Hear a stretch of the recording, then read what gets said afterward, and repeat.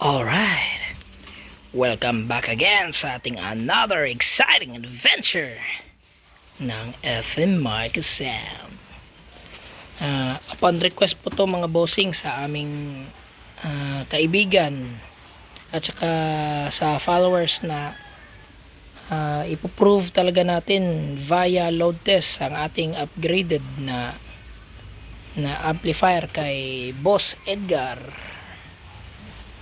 Before natin isusoli ito, load test natin muna para nakasisigurado tayo na okay yung ating gawa. Ang nag-upgrade po dito mga bossing is si Titing po at saka si Melvin. Silang Edgar. Kami ay support lang po sa mga at assist lang sa mga ginagawa. Kasi medyo busy pa talaga kami sa aming mga ginagawa. Simulan na natin ang ating load test. Prepare na. Okay.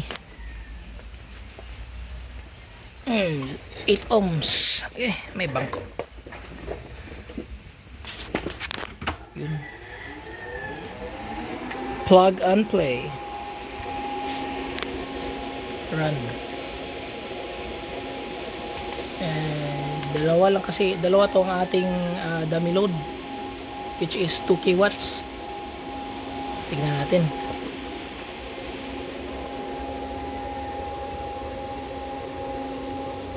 Click na 100, pababa ng konti. Yan, okay na yan. Sige. Okay. Ano ang pirahiyo ko na? 1, 2, 3 10.6 10.7 Ano to? 90 99 tsaka 10%. Ulit 10.7 89.3. Okay. So yun, kwentahin na natin. Sana yung may wagang calcu. 10.7 at saka 89 10.7 times pila to? 89.3 955 watts. 955 watts 8 ohms. in 8 ohms mga bossing. So testingin natin sa 4 ohms. Okay, testingin natin. Pasasabog. Ha? Mag-jumper na naman tayo ulit sa ating dummy load. Yan.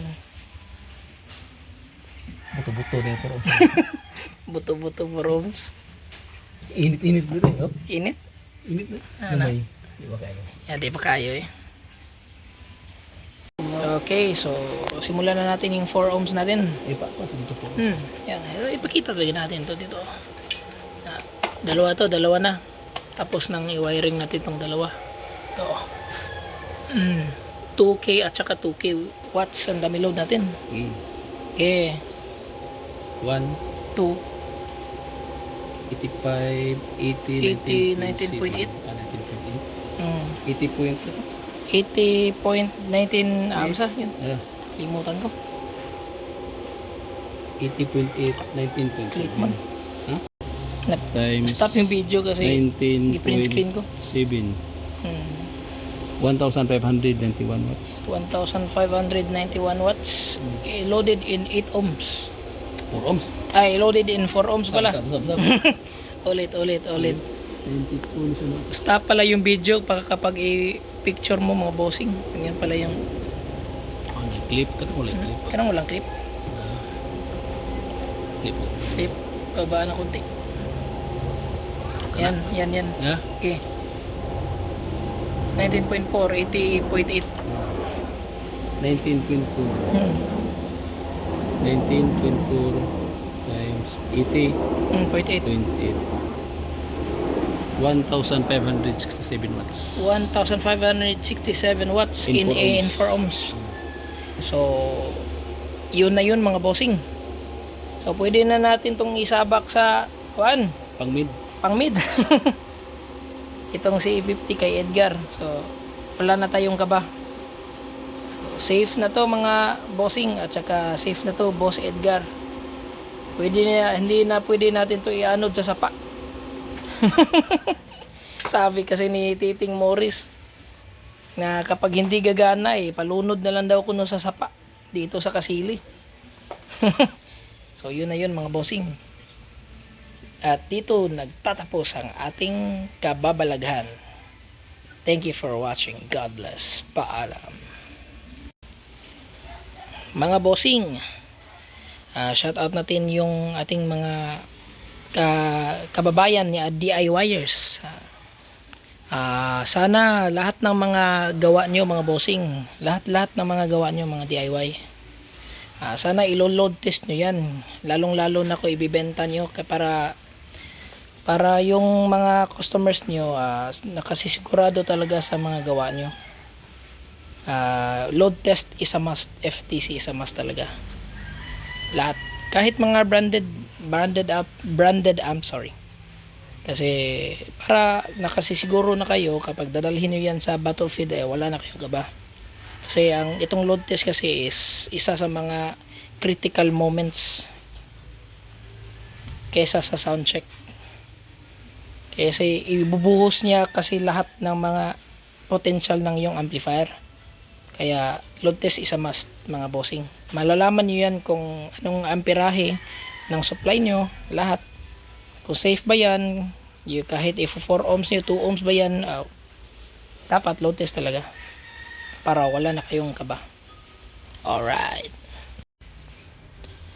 Okay, shoutout time sa ating mga followers. Kay Dodoy Rinan Alinsod Gallego. Yun ba? Yun ba yung saktong spelling nun?